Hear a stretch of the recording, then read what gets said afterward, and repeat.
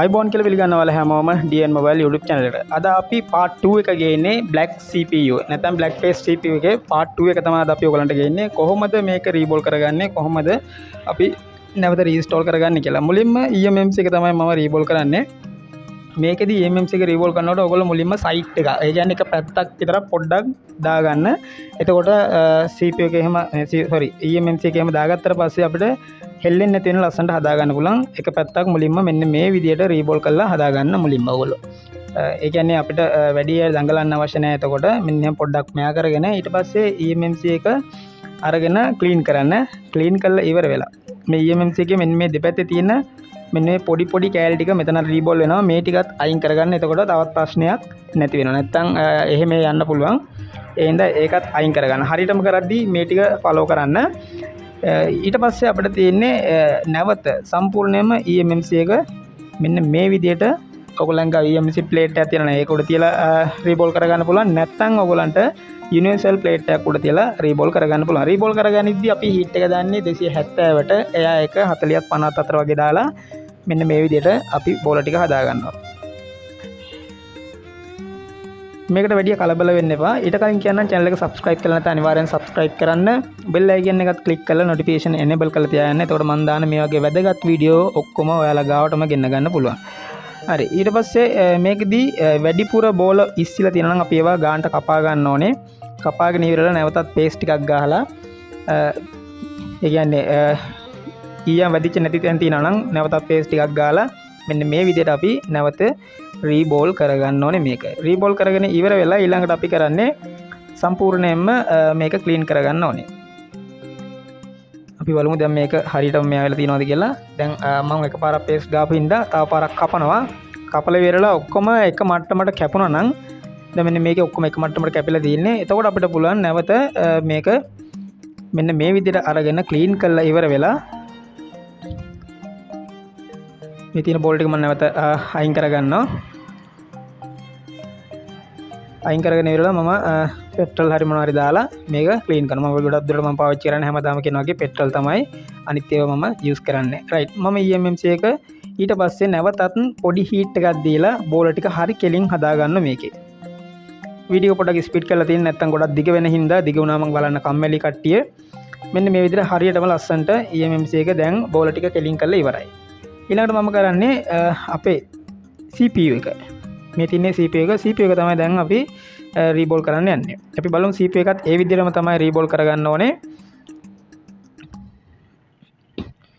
CPU එක රීබෝල් කරද්දිත් අපි අර ස්ටෙප් එකම තමයි ෆලෝ කරන්නේ මෙතනදී. මේකත් මම වීඩියෝ එක පොඩ්ඩක් ස්පීඩ් කරනවා නැත්නම් මේකට සෑහෙන වෙලාවක් යන හින්දා මෙන්න මෙහෙම තියාගෙන ඉවරලා දැන් අපි ගාගත්ත ඊයන් ටික තියෙනවා. ඊයන් ටික අපි හරියටම මෙන්න මේ විදිහට හීට් එකට අවශ්‍යයි. ඒ කියන්නේ කලින් හීට් එකම තමයි 260ත් 40ත් 50ත් අතර තමයි එයා එක. දාලා හරියටම මෙන්න මේ විදිහට රීබෝල් කරගෙන අපි කරන්නේ නැවතත් බ්ලේඩ් එකෙන් කපනවා. හරිද? ඒතකොට කපන්න කලින් අපිට තේරුණොත් මේකේ තව ගෑවිලා නැහැ කියලා. ඒ ටික අපි කරන්නේ නැවතත් මෙන්න මේ විදිහට රීබෝල් කරගන්නවා. නැවත පේස්ට් ටිකක් දාලා. මෙතනදී එක තැනට අල්ලන්න එපා. සම්පූර්ණයෙන්ම පොඩ ඉස්සරහට අරන් එන්න. එතකොට තමයි අපිට මේක හරියටම රීබෝල් කරගන්න පුළුවන් වෙන්නේ. කොහොමද මෙයා වෙන්නේ කියලා බලලා. හරිද? ඊට පස්සේ තමයි අපි කපන්නේ මේක. දැන් මේකේ සයිඩ් එකක් මගේ අතින් ඩැමේජ් වුණා කියන්නේ ගෑවිලා තිබ්බේ නැහැ. ඒක මම මෙයා කළා. දැන් මෙන්න මේ විදිහට මම 11 බ්ලේඩ් එකක් අරගෙන බෝල ටික උඩින් කපනවා. කපලා ඉවරලා නැවතත් අපි මේක රීබෝල් කරගන්නවා. හීට් එක ඒ දෙන්නෙත් අර ගානව තමයි 260ත් එයා එක 40ත් 50ත් අතර දෙනවා. දීලා විරලා මේකත් අපි මෙන්න මේ විදිහට අරගන්නවා. අරගෙන විරලා මේක දැන් ක්ලීන් කරනවා. ක්ලීන් කරලා ඉවර වෙලා මේකෙත් දැන් බෝල අපි හරියට රීබෝල් කරාට බෝල තියෙන්නේ එහෙට මෙහෙට ගිහිල්ලා. ඒ හින්දා අපි මෙන්න මේ පේස්ට් එක යූස් කරලා මේකෙත් බෝල ටික හරියටම කෙලින් කරගන්න මෙන්න මේ විදිහට. තියලා මෙයා කරගත්තට පස්සේ දැන් අපිට තියෙන්නේ eMMC එක සහ CPU එක කනෙක්ට් කරගන්න. හොඳට මතක තියාගන්න මුලින්ම අපි ගහන්න ඕනේ CPU එක. මේ දෙකම ගහද්දි මුලින්ම ගහන්න ඕනේ CPU එක. CPU එක ගහලා අපි අනිවාර්යයෙන්ම චෙක් කරගන්න ඕනේ CPU එක වැඩද නැද්ද කියන එක. ඒවා චෙක් කරගන්නේ කොහොමද කියලා දැනගන්න අවශ්‍ය නම් අනිවාර්යයෙන්ම ක්ලාස් එකට සම්බන්ධ වෙන්න. සම්බන්ධ වුණාට පස්සේ මම මේ හැමදේම හරියටම කියලා දෙනවා කොහොමද අපි CPU එක ගහලා මේක CPU එක ඕකේද නැද්ද කියලා හොයාගන්නේ කොහොමද කියලා හරියටම කියලා දෙනවා. right. එතකොට CPU එකේ පැත්ත බලන්න නැත්නම් CPU එක හරි ඕනම IC එකක් ගලවද්දී මේ IC එක උඩ තියෙන dot එකක් මේ dot එකේ තියෙන පැත්ත බලා ගන්න. එතකොට අපිට පුළුවන් හරියටම මේ IC එක කොයි පැත්තටද install වෙන්න ඕනේ කියන එක identify කරගන්න. හරිද?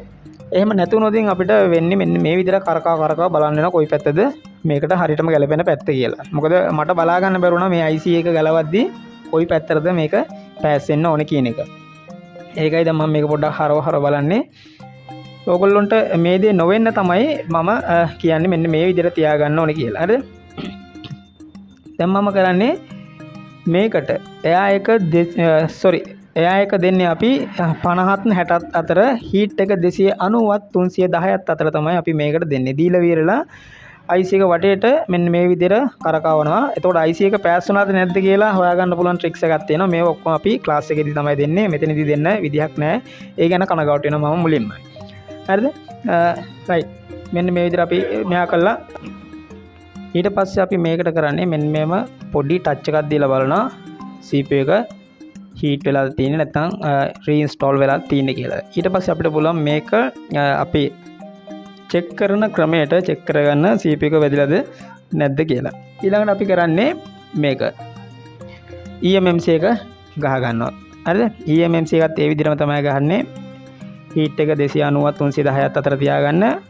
එයා එක 50ත් 60ත් අතර තියාගෙන ඉවර වෙලා හරියටම මේකේ බෝල වලට සෙට් වෙන්න IC එක රඳවගෙන තමයි අපි මේකට හීට් එක දීලා එයා එක දෙන්න ඕනේ. හරිද? මේක දෙද්දී හීට් එක තැනකට දෙන්න එපා. කලින් කිව්වා වගේ වටේට කරකව දෙන්න. එතකොට තමයි අපිට මේක හරියටම සෙට් කරගන්න පුළුවන්. අපි මේකටත් ඊට පස්සේ පොඩි ටච් එකක් දෙනවා. දීලා ඉවර වෙලා තමයි අපි මේක කරන්නේ. එතකොට මේක අපි විනාඩි ගණන් අල්ලන්නේ අපිට තප්පර ගණනක් තියෙනවා. මේ තප්පර ගණන ඇතුළත අපි අනිවාර්යයෙන් මේක පාස් ගන්න ඕනේ. එහෙම නොවුනොත් අනිවාර්යයෙන්ම CPU එක ඩැමේජ් වෙනවා. ගලවගද්දිත් ඒ වගේ ගහද්දිත් ඒ වගේ. මේ තප්පර ගණන ඇතුළත අනිවාර්යයෙන්ම අපි වැඩේ කරගන්න ඕනේ. බැරුණොත් අපිට බෝඩ් එකේ ඒ කියන්නේ CPU එකේ හෝ eMMC එකේ තියෙන ලෙඩේ හදාගන්න බැරි වෙනවා. අලුතෙන් reinstall කරන්න වෙනවා. ඊට පස්සේ මම කරන්නේ මේක හොඳට ක්ලීන් කරගන්නවා. ඕනම රිපෙයාර් එකක් කරලා විවරුණාට පස්සේ ක්ලීන් කරලා වියර වෙලා තමයි අපි බෝඩ් එකට දාලා චෙක් කරලා බලන්න ඕනේ බෝඩ් එක ඕකේද නැත්නම් තාමත් ඒ විදිහටම තියෙනවද කියලා. දැන් මම කරන්නේ මෙන්න මේක මෙන්න මේ විදිහට හොඳට ක්ලීන් කරගෙන ඉවර වෙලා ඊළඟට අපි චෙක් කරලා බලමු ෆෝන් බෝඩ් එකට මේක දාලා වැඩේ ඕකේද කියලා. හරි ආයි කියන්න මම අපේ channel එක subscribe කරලා නැත්නම් අනිවාර්යෙන් subscribe කරන්න bell icon එක click කරලා notification enable කරලා තියාගන්න. ඒත් එක්කම ලබන මාසේ 5 වෙනිදා අපි online class එක පටන් ගන්න පල්ලෙයා දාලා තියෙනවා අපි WhatsApp link එක. ඒකෙන් ඔයගලන්ට join වෙන්න පුළුවන්. ඇතුළු වීමේ ගාස්තුව අපි රුපියල් 500ක් විතර අය කරනවා පළවෙනි දවසට. ඊට පස්සේ ඔයගලන්ට රුපියල් 1000 ගානේ advance class එකට එන්න පුළුවන්. iPhone class එකක් පටන් ගන්නවා අපි. iPhone class එකේදීත් online class එක විදිහට කරනවා. මේකෙදී ඇතුළු වීමේ ගාස්තුව රුපියල් 1000යි දවසට රුපියල් 2000 ගාන තමයි අපි මේකෙදී අය කරන්නේ. කැමති කට්ටියට ජොයින්ට් වෙන්න පුළුවන්. එතකොට මම පටන් ගන්න සතියකට කලින් කියනවා ඔයගලන්ට මෙන්න මේ දවස්වල අපි පටන් ගන්නවා ඇතුළු වීමේ ගාස්තුව ඇතුළත් කරලා ඔයගොල්ලෝ ක්ලාස් එකට ජොයින්ට් වෙන්න කියලා. හරි. දැන් අපි කරන්නේ මේක දාලා බලනවා අපි. බෝඩ් එක හරියටම හයි කරලා බලන්න ඕනේ ෆෝන් එක ඔන් වෙනවද නැද්ද කියලා. මෙතනදී පොඩි ප්‍රශ්නයක් අපිට මුලින්ම ආවා. මේක charge වෙන්නේ නැති ප්‍රශ්නයක් ආවා. charge වෙන්නේ නැති කියන්නේ මේක කම්බියක් ගහලා තිබ්බා. මේ කම්බිය අපි අනිවාර්යයෙන්ම නැවත ගහලා බලන්න ඕනේ. නැත්නම් මේකේ රිබන් එකේ තමයි දෝෂ තිබ්බේ. රිබන් එකෙන් වෝල්ටේජ් එක උඩට එන්නේ නැති හින්දා. මෙන්න මේ විදිහට මම තීච්ච කම්බියම ආයි පාස් ගන්න මම අලුතෙන් කම්බි පාස් ගන්න යන්නේ නැහැ. බෝඩ් එකේ තීච්ච කම්බියම මේ විදිහට පාස් කරගෙන විර වෙලා තමයි අපි ෆෝන් එක charge එකට දාලා බලමු වැඩ කරනවද නැද්ද කියලා. මුලින්ම ඕනම රිපෙයාර් එකක් කරලා විරුණාට පස්සේ CPU eMMC power IC ඕනම IC රිපෙයාර් එකක් කරලා විරුණාට පස්සේ ෆෝන් එක ඔන් වෙනවද නැද්ද කියලා බලන්න නම් අනිවාර්යයෙන්ම ඔයගොල්ලෝ charging වලින් තමයි මුලින්ම බලන්න ඕනේ. මුලින්ම ෆෝන් එක ඔන් කරන්න යන්න එපා. මොකද charging වලින් අපිට මේ දේ බලා ගන්න පුළුවන්. දැන් අපි කරන්නේ ෆෝන් එක ඔන් කරගන්න කලින් charging plug කරලා බලනවා ෆෝන් එකේ charging indicate කරනවද කියලා. මෙන්න මේ විදිහට plug කරලා පස්සේ ඔයගලන්ට පේනවා ඇති charging indicate කරනවා අපේ මේ Huawei ෆෝන් එකේ. දැන් බලමු charging percentage එක තියෙන බිඳුවයි. අපි විනාඩියක් විතර තියලා බලමු කොහොමද මේක එකකට වගේ charge වෙනවද කියලා. එහෙම charge වෙනවා නම් මේකේ ප්‍රශ්නයක් නැහැ. LED okay no power තිබ්බේ ෆෝන් එක. දැන් බලමු අපි කොහොමද කියලා එකක් charge වෙලාද කියලා බලමු. ඔව් ෆෝන් එක එකක් charge වෙලා තියෙනවා.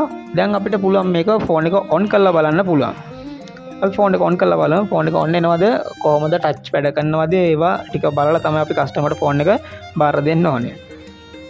ෆෝන් එක on වෙනවා. ඔයගලන්ට පේන ඇති Huawei logo එක ඇවිල්ලා තියෙනවා. ගොඩක් ෆෝන් වල සමහරක් වෙලාවට මෙන්න මේ logo එකෙන් හිර වෙනවා CPU එක හරියට වැදුන්නේ නැතුනොත්. ඒ හින්දා සම්පූර්ණයෙන්ම ෆෝන් එක on වෙනකන් අනිවාර්යෙන් අපි check in බලන්න ඕනේ. බලලා touch වෙනවද නැද්ද කියලා බලලා තමයි කස්ටමර්ට ෆෝන් එක අපි නැවත බාර දෙන්න ඕනේ. එහෙනම් මෙන්න මේ විදිහට තමයි ඔයගොල්ලෝ මේ ටික follow කරගෙන යන්න ඕනේ. මේව ගියාට පස්සේ ඔයගලන්ට පුළුවන් ඔයගලන්ගේ මේ වගේ LED හදාගන්න. හැබැයි hand skill එක හැදෙන්න ඕනේ මුලින්ම. hand skill එක හැදෙන්නේ නැතුව කොච්චර දඟලුවත් වැඩක් වෙන්නේ නැහැ. අපි දැන් බලමු ෆෝන් එක on වෙන මට්ටමේ තියෙන්නේ. ෆෝන් එක on වුණා. දැන් අපිට check කරගන්න ඕනේ මේකේ charging touch එක වැඩ කරනවද නැද්ද කියලා. touch එකත් වැඩ. ඔයගලන්ට පේන ඇති touch එක හොඳට වැඩ කරනවා. එහෙට මෙහෙට යනවා. අපි බලමු මේකේ වෙන ප්‍රශ්න මොකුත් නැහැ. කම්බිය ගැලවුණා.